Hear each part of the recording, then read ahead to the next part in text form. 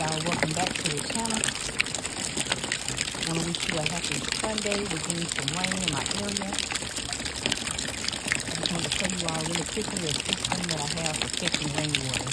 Some of you all have asked about it here on the channel, and I have several videos. You know, if you do your research, there are several methods, several different, ways that you can collect rainwater. You know, they're also at different price points depending on what type of container you use, but this is just a practical method that I have for fetching rainwater. Okay, and you can see the water is coming down from the house, okay, from the roof, and it's filling up my bucket.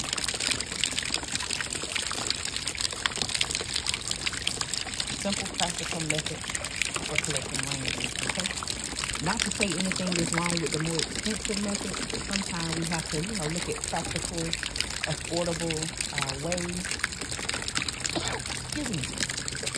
Excuse me, y'all, to get things done. You don't always have to spend, what's said to be an arm and a leg. Again, it could just be a practical, useful method, okay? I hope I'm sharing something that can help you. Let me know if you use a method like this or a similar method, okay? Now you may say, Andrea, okay, this is my first time watching a video. What do you do with the water?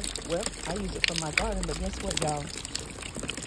In times of distress, or if there's a water shortage or water restriction, and you have a water filter, okay, or a water filtration system, you can also, this is also water that you can filter and drink, cook with, bathe with, if need be, okay?